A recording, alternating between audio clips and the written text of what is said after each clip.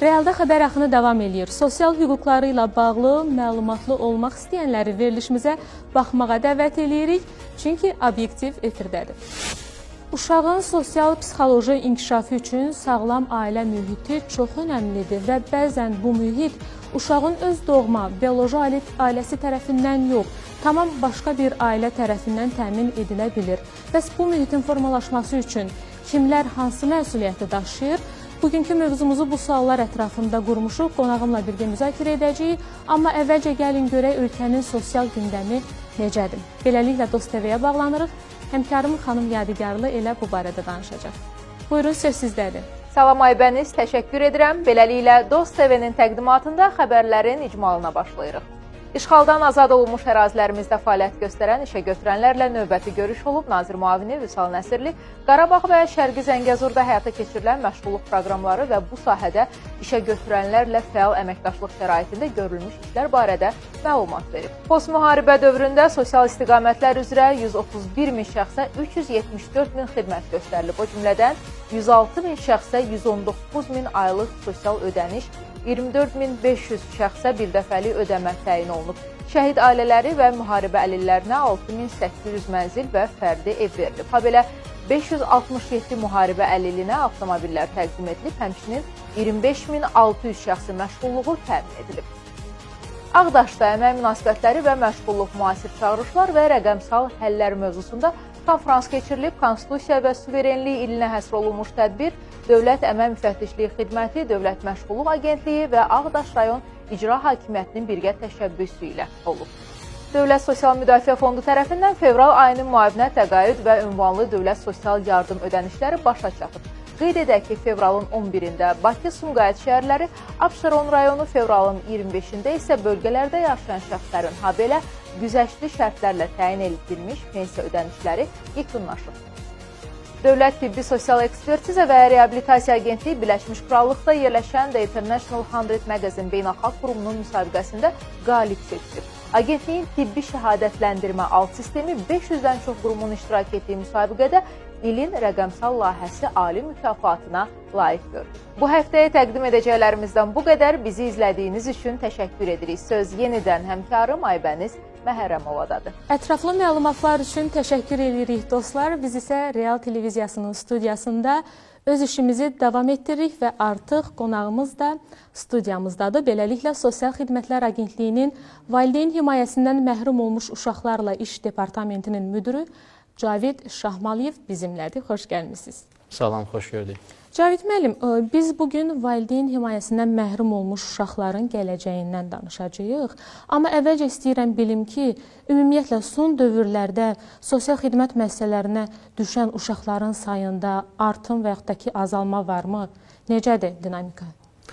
Minnətdaram. Valideyn himayəsindən məhrum olmuş uşaqların həyat şəraitinin yaxşılaşdırılması, onların sosial planda müdafiəsi daim bizim dövlətimizin və o cümlədən də Nazirliyimizin və agentliyin qarşısında duran əsas məqsədlərdən biridir və bildiyiniz qədərilə 2022-ci ildən sonra ölkə rəhbərliyinin müvafiq fərmanından sonra valideyn himayəsindən məhrum olmuş uşaqların müəssisələrə yerləşdirilməsi, o cümlədən müəssisədən ailəyə qaytarılması istiqamətində tədbirləri artıq Əmək və Əhalinin Sosial Müdafiəsi Naziri həyata keçirir və həmən dövrdən etibarən bu sahədə bir sıra işlər həyata keçirilmişdir ki, bu da nəticələrə təsir eləmişdir.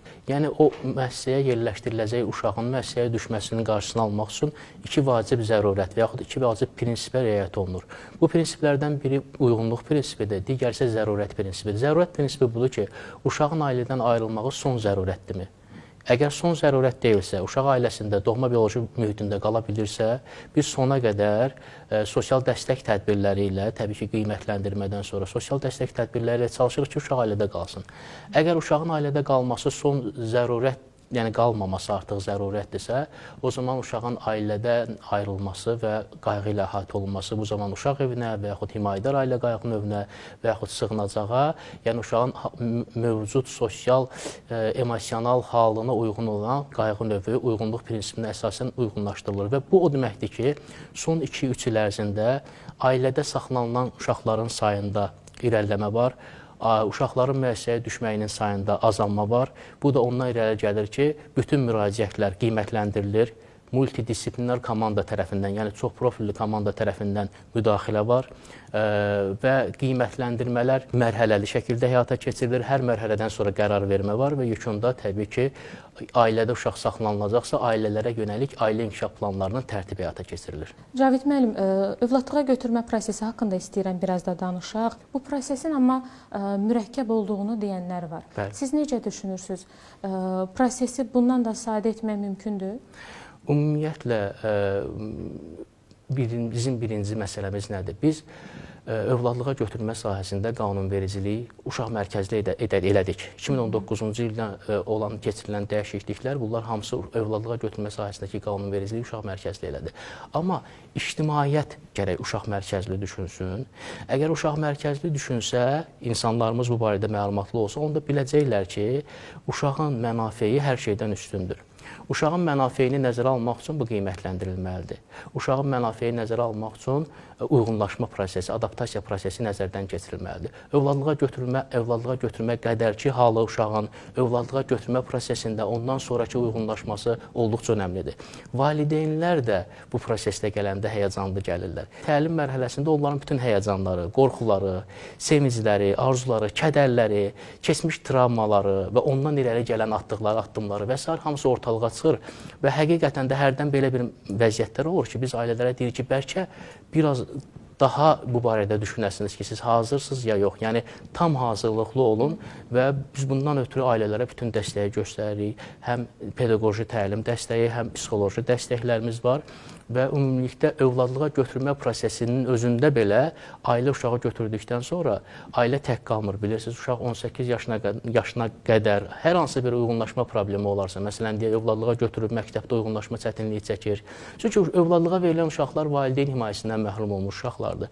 Valideyn himayəsindən məhrum olmuş uşaqlarda müəyyən travmaları, keçmişləri və təcrübələr olan uşaqlardır. Bu təcrübələr yaxşı, pis uşağın həyatındadır və bu təcrübələrlə necə rəftar etmək olduqca önəmli sualdır və biz valideynləri kör-körana yox, sosial normalarla, yəni normativ normalarla yox, daha çox mənəvi motivlərlə prosesə yaxınlaşmağı və prosesin hər bir mərhələsində uşaq mərkəzli düşünməyə dəvət edirik.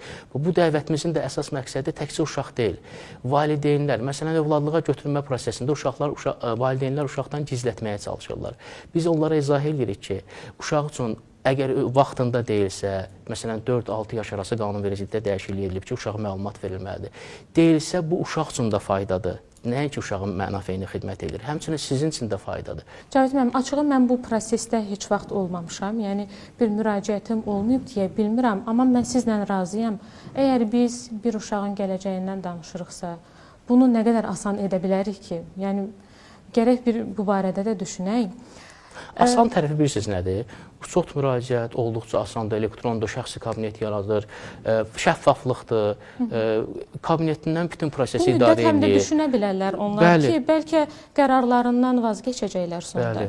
Bunun özü də bir şansdır, mən deyərdim. Cavid müəllim, bir sayılı uşaq evi sosial xidmət müəssisəsində olmuşam. Gül kimi balalardır doğrudan da, çox ağıllıdırlar. Təəssüf hissi keçirməmək mümkün deyil. Düzdür, hamısı ilə mən söhbət etmək imkanım olmadı, vaxt məhdudiyyətinə görə, amma bəziləri ilə danışa bilmişəm. İndi biz həmin müsahibələri təqdim edəcəyik, amma əvvəlcə istəyirəm onu deyim ki, uşaqların üzünü göstərməyəcəyik. Əgər biz uşaqlarımızın gələcəyindən danışırıqsa, bu cürdə olmalıdır. Ona görə icazənizlə müsahibələrimizə baxaq, daha sonra davam edəcəyik studiyamızda.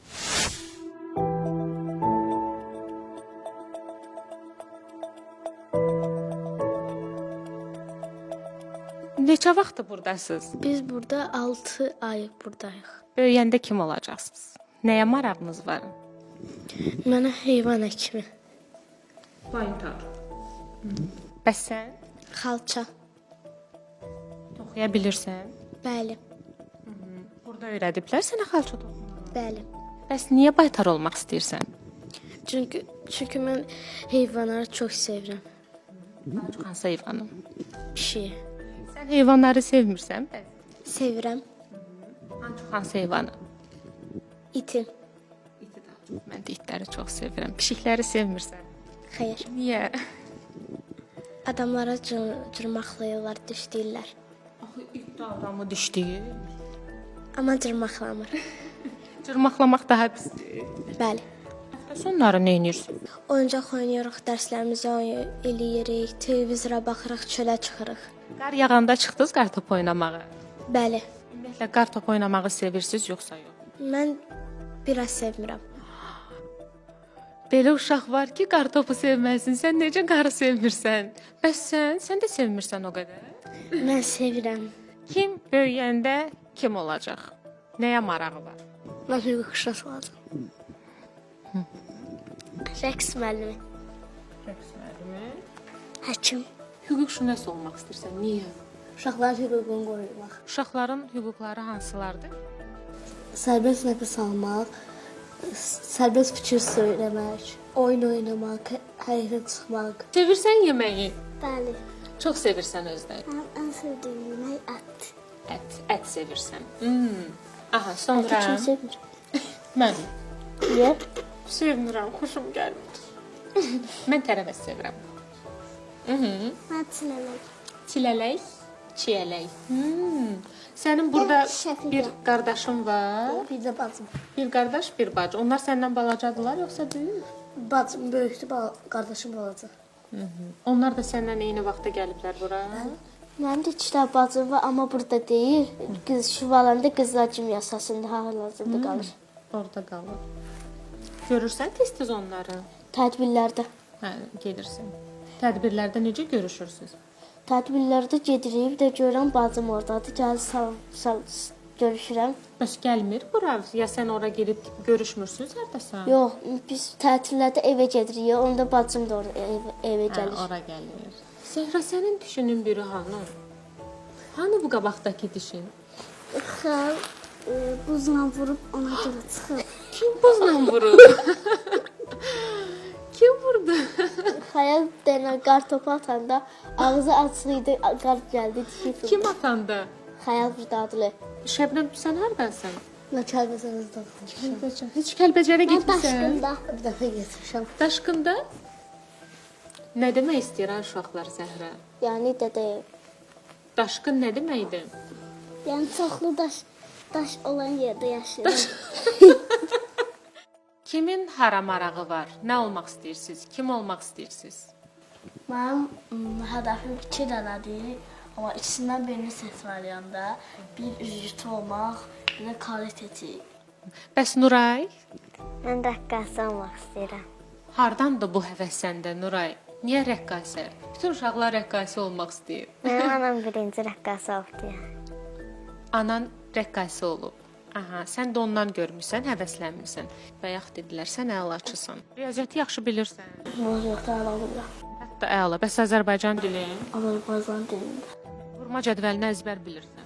5-ci sinifin dərsini bilirəm. 5-ci sinifin hətta dərsi. Yaxşı. 4 vur 8.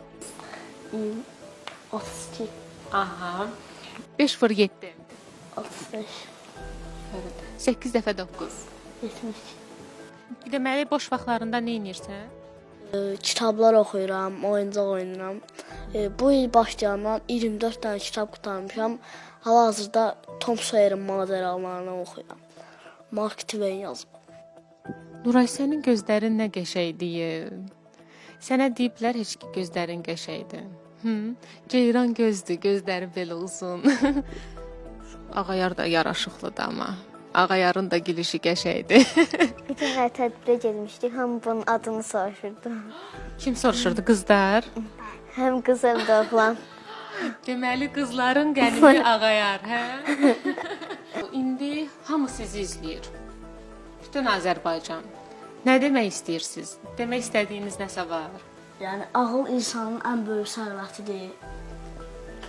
Oxumaqdan başqa şeylər eləməyin. Ancaq Arzularınızın dalında gedin. davam eləyirik. Cavid müəllim, övladlarınız var? Bəli, var. Var. Qız, oğlan yoxsa necə? Qızlar. Ancaq qızlarınız Bəli, var. Hə, nə yaxşı. Soruşacaqdım ki, qızla oğlanın arasında fərq qoyursunuz ümumiyyətlə. Səmimi olacağınıza mən inandığım üçün bu sualı vermək istədim. Ümumiyyətlə son dövrlər uşaqların anadan olmamışdan öncə biz artıq öyrənə bilirik də bu qızdır və yaxud da ki, oğlan. Hə. Amma bu o demək deyil ki, biz bunu öyrənməklə qızdırsa imtina edək, oğlandırsa və yaxud da ki, imtina edək. Bu heç də bu demək deyil. Elə dövrlərdə olub ki, mədəniyyətlər fərqlidir. Bəzi mədəniyyətlərdə qız övladına üstünlük verirlər, bəzi mədəniyyətlərdə oğlan övladına. Mən bizdəki vəziyyəti öyrənmək istəyirəm. Statistikanı açıqlasaz, mənə elə gəlir ki, bizə artıq aydın olacaq ki, övladlığa götürməklə bağlı valideynlər müraciət etdiyi zaman bu cür tələbləri olurmu? Yəni qız olsun və yaxud da ki, oğlan olsun. Rəqəmlər necədir? Deməli, çox yaxşı məqamdır. Bu məqam ilk dəfə də efirlərdə biz bu gender dinamikasını danışırıq. Deməli, bir şey qeyd edeyim ki, biz ümumiyyətlə müasir bu tətbiq etməyimizdə övladlığa götürmədə alt sistemdə, yəni şəxsi kabinetində valideyn namizədlərə imkan verir ki, uşaqla bağlı istəklərini bildirsinlər. Məsələn, yaş istəklərini bildirə bilərlər, sağlamlıq istəklərini bildirə bilərlər, o cümlədən valideyn himayəsindən məhrum olma növünü bildirə bilərlər və bir sıra başqa istəkləri, dil və milliyyət istəklərini belə göstərə bilirlər orada. Və bunlar hamısı o valideyn namizədlərin öz istəklərini nə formada büruzə verməyindən irəli gəlir. Təbii ki, tək qadınlar övladlığa uşaq götürmək üçün müraciət edəndə bu danılmaz faktdır. Bunun yəni tədqiqata da ehtiyac yoxdur. Bir mənalı olaraq qız uşaqlarına üstünlük verirlər ki, qız uşaqlarını övladlığa götürmək istəsinlər. Tək kişilər əgər, məsələn, bizdə belə hal nadir hallarda olur, amma tək kişilər övladlığa götürmək üçün müraciət eləmək istəyəndə onlar da oğlan uşaqlarına üstünlük verirlər. Ailələr, yəni nicahda olan ailələr isə demək olar ki, istəklərində fərqi yoxdur seçiminə üstünlük verirlər. Nadir hallarda ya qız uşağına üstünlük verərlər, ya oğlan uşağına üstünlük verərlər. Azərbaycan reallığında övladlığa götürmədə istəkdə cins istəyindən daha çox yaş istəyi aktualdır. Qız və yaxud oğlan seçimi yox, daha çox yaş. Məsələn, 0-1 yaş arası olsun, başqalarına deməyim, gizlədim, uşaq bilməsin, mənim ailə demək ki, adətlərimi uşaqlıqdan, körpəlikdən qəbul etmiş olsun kimi bir yanaşmalar, normalar hakimdir bu övladlığa götürmə prosesinə valideyn namizədlər tərəfindən.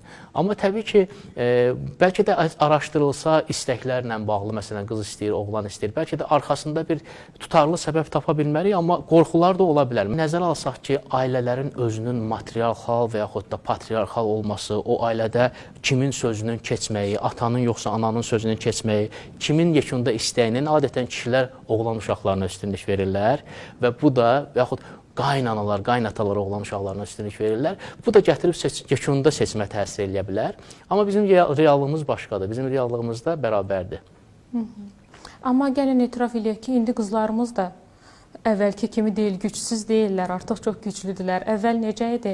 Qızlarımıza bir söz deyərdik, başımıza salıb aşağı deyərdik, hə, düz deyirsən, yaxşı, amma indi elə deyil. Qızlarımız da artıq özlərində o gücü hiss eləyirlər və biz gender bərabərliyi dedikdə daha çox bərabər hüquq nəzərdə tuturuq, bunu təbliğ edirik. Amma bərabər sevgi də önəmlidir axı. Gender bərabərliyi həm də bunu tələb edir.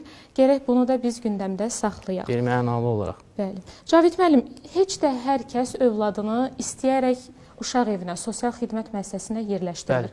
Siz əvvəldə də, müsahibənin əvvəlində də qeyd elədiniz artıq ki, uşağın öz ailəsində qalması üçün sosial dəstək tədbirləri həyata keçirirsiniz. İstəyirəm gəlin biraz daha bu barədə detallı danışaq. Hansı istiqamətdə? Ola bilər ki, valideynlərin maddi durumu çox aşağıdır. Övladına baxmaq istəyir, amma baxa bilmir. Bilir ki, övladına yaxşı gələcək verə bilməyəcək. Ona görə sosial xidmət müəssisəsinə yerləşdirir. Bunun qarşısını almaq üçün müəyyən sosial dəstək tədbirləri həyata keçirirsiniz. Bəli, ilk növbədə onu qeyd edeyim ki, səlahiyyətlər Əmək və Əhalinin Sosial Müdafiəsi Nazirliyinə keçəndən bizim yaratdığımız alt sistemə, yəni uşaqların müəssisəyə yerləşdirilməsi ilə bağlı yerləşdirmə üzrə bugünədək 1639-dan çox müraciət olub ki, uşaqların yerləşdirilməsi. Bayaqları efinin əvvəlində mən bu barədə danışdım ki, biz hansı tədbirləri, prosedurları həyata keçirmiş oluruq. Yəni, burada uşağın mənafeyini sona qədər gözləyən, müşahidə edən bir sosial işçi var. Yəni, müraciət bizə daxil oldu 3 iş günü müddətində dərhal o elektron alt sistem üzərindən biz idarə etməyə başlayırıq və sonuncu halqa sosial işçidir. Yəni, məsələn, müraciət deyək ki, Xaçmazdadırsa və yaxud Lənkərandadırsa, dərhal oradakı filial əməkdaşı, yəni agentliyin filialının əməkdaşı həmən ailəyə səfər eləyəcək, uşağın olduğu mühitə və ilkin qiymətləndirmə eləyəcək. İlkin qiymətləndirmənin məqsədi budur ki, biz baxaq ki, uşağın ailədən çıxarılması son zərurətdirmi? Yəni, son zərurətini biz o ilkin qiymətləndirmə zamanı müəyyənləşdiririk. Yox, əgər son zərurət deyil, uşaq döyülmürsə, söyülmürsə, etinasız münasibət yoxdursa, qarnı ac deyilsə və yaxud da hansısa bir təhlükə ilə üz-üzə deyilsə, demək ki, o uşağın orada qalmaq və ailənin inkişaf elətdirmək, sizin dediyiniz məqama gəlmək və belə olan halda artıq biz daha əsaslı və yaxud əlavə qiymətləndirməyə keçid vermiş oluruq.